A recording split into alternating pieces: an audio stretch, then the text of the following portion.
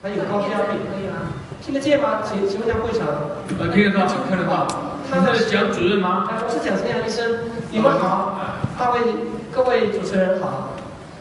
他这个人呢是73岁的男性病人，他呢还有高血压病史，房颤呢已经有10年了，然后呢做过一次消融没有成功，然后呢这次呢他因为掐评分是2分以上。左心房的前后径呢是50毫米以上，然后呢他没有给他做第2次的消融的机会，就是准备的做左心耳封堵。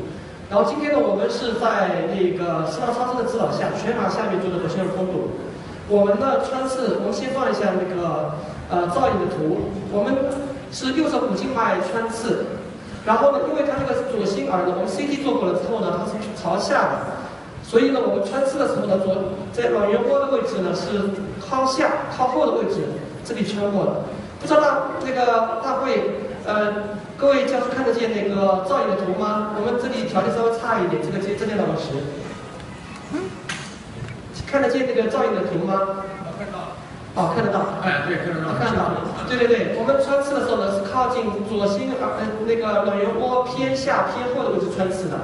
然后这个封堵刚开始比较困难就是穿刺的，现在很多的手术讲那个我们进道的要穿刺的，我们瓣膜的一个治疗要穿刺，还有心律不整的电烧也要穿刺。是的，那这个左心的封堵的穿刺相当重要。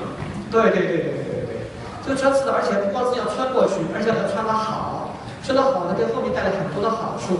一般是位置要比较低一点还是高一点？偏低一点好，也偏厚一点，因为左心耳偏前嘛。我们希望我们的鞘管呢跟左心耳的长轴啊是同轴，所以要偏下偏后这样。但是呢又不能穿出左心那个卵圆窝，否则的话呢，不是在真正的环节管穿刺会引起心包填塞，这个是我们要注意的。然后呢，我们穿好了之后，我们再往下放好吗？请我外面的同事，哎对。然后呢，我们先用丝袜子鞘穿过去，然后呢，预扩张我们的这个卵圆窝穿刺点，然后呢，再往下面放，我们呢就交换成我们的左心耳续这个外鞘，大家可以看得到，我这外鞘就上去了，上到了左上肺静脉。好，我们再往下放。然后呢，我们呢就把这钢丝往回撤，再往下放。我们把它换成了 kick tail， 这里面呢是有故事的。在过去呢是不用那个猪尾巴导管，那这样子的话其实很危险。我们先用猪尾巴导管之后呢，用猪尾巴导管，然后呢轻轻的往后撤，然后呢镊子一转，再往前一送，就到了这个左心耳。我们到左心耳去了，那这就在左心耳里面。然后呢，我们的右前弦20度，尾柜30度呢，做第一个造影。这个造影的目的，我们看下面，这就是这样一个造影。可以看到左心耳的这个宽度，我们等下选择我们的闪片的时候，就取决于这个数据。我们测量了之后呢，它这上面，我们这个这个外鞘上面有 mark， 第一个 mark 之间呢是它外鞘的直径呢是14个 f， 然后呢我们测量之后呢，这个病人的左心耳大小呢，宽度是27毫米，27毫米。它这个第一张我们这个造影的时候呢，它在这个下面一个漏，就下面一个瓣上面，并不是它有很多分叶嘛，偏下的分叶，我是调整了第2张造影，在我需要去的这个分叶上面。这样子，这个你去测量是用造影去测量，还是用那个超？我2方面都测量了，我2方超声跟那个造影都同时结合起来做测量，2个数据呢是吻合的。超声的测量呢，我们从0度、45度、90度、135度测量下来的话呢，最大的宽度，左心耳根部呢是27毫米。那等一下我们超声的王贝主任呢，他可以介绍。我现在不把这里先介绍了，然后他这里再介绍，好吗？好，我们再往下面放下面一张，然后往下面一张，好，再往下面放下面一张。然后呢，这次我们是准备，我们选择的是30毫米的一个封堵器，好，然后呢，我们看得见吗？不强？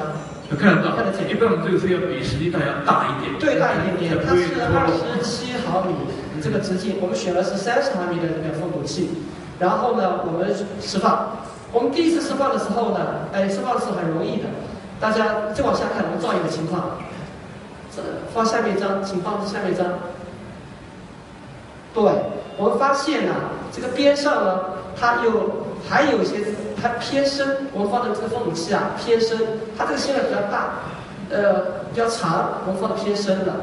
然后呢，这我们下面呢可以看到这个封堵器，这 Watchman 的上方。这个角落上，这个底部啊，这个肩膀的地方呢，上面还有一个死腔，这个死腔将来可能会发生血栓，我们要把这个死腔封闭掉，所以呢，我们把这个封堵器呢又重新抓补回来，部分抓补回来，我们往下面放下面上，我们再抓，这个抓是有点技巧，蛮难收进去的，我们是用特殊的一个技巧，就是右手啊固定，然后用右手大拇指推送这个鞘管，然后抓补进去的。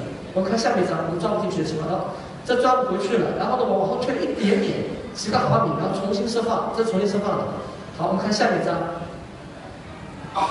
好，上面的那个外面那个是新房里面的一个影子了，没关系的。上面原来那个死腔已经没有了，所以这个释放的话呢，我们觉得挺满意的。然后我们做了一个 tech test 之后呢，这个推拉丝也非常好，这个非常紧。所以呢，这个 PASS 都是符合的，所以我们呢就把这个封堵器释放了。我下面再让我们一个王卫主任再介绍一下超声的一个结果。超声里面是大家看着超声的情况。王卫主任。那个蒋主任好，那个大会主席、各位主持人、各位专家和同道，大家好。今天下午，我再介绍一下我们超声方面。10到 T1 方面的一些图啊，这个是我们最初在这个做测量筛选的时候，那么大家可以看到，我们从0度、45度、90度、135度，分别对这个心耳的，能听得到吗？这个图像给听得到。好。能听到，没看到图像。对，没看到你的超声图像。请给超声图像。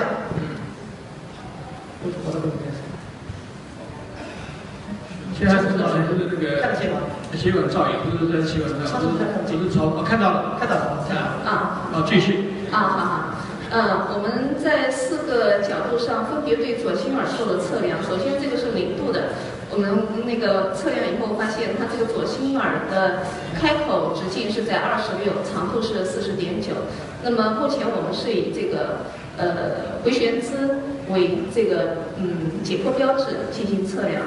那么在45度的时候，开口直径是25.6，长度是41.1； 90度的时候是21.4、32.8。那么在135度的时候，它是21的开口。那么分成2页，但是这个心耳的形态相对还比较规则。那么它这个分页的这个值不是非常长，所以条件基本还可以。那么这个是一个动态的图像，心耳的形态基本还是比较规则的，有一些轻度的云雾，因为它这个是房颤造成的。那么随后那个蒋主任开始做手术以后，那么就是前面专家提到这个是我们一个3维的成像。那么我们用了这个 RT3DT， 就是13维超声心动图，对这个左心耳进行一个3维成像，发现这个患者的心耳的开口形态还是比较规则的，是成一个基本上正圆形，所以这个可能对这个手术帮助会比较大一些。那么随后就进行了这个环境格的穿刺。那么大家知道环境格穿刺是一个难点，但是我们蒋主任水平非常好，基本上是1秒过，不太需要我们超声做引导。那么这个是没有最初的这个穿刺的这个是个导丝，钢丝的这个穿过了这个房间格软绒窝的中下部，这个位置还是很理想的。随后他换了这个鞘管，这个是鞘管穿过了。这个超声看得非常清楚。这个是我们3维超声，所以这个比较立体，比较直观，对，3D。那么这个都是鞘管的，因为它这个位置穿刺点的位置选择的非常理想，也导致了后面这个手术的效果就非常理想。那么这个就是那个蒋主任把这个分堵器释放以后，我们在3维的图像上看到了这个分堵器。这个是一个左心耳，刚才我们看到圆形的左心耳里面完全被这个分堵器给填充了，中间亮亮这个就是一个铆钉的这个回声，那么周边没有明显的一些残余的这个间隙存在，贴合的非常好。那么这是在蒋主任做造影的时候，我们看到这个分堵器的这个回声，这个其实就是蒋主任讲的第一次释放，对，位置稍微偏深了一点，而且它的这个膨胀度不是非常好，所以后面又进行第二次。抓回来，对，把它抓回来，重新做第二次释放。这个也是我们实时上看到的。这个是它这个鞘管后面这个连接的这个铆钉，后面这个是一个分堵器的回声。这个是第二次释放以后，这个是第二次释放以后比第一次贴合的更理想。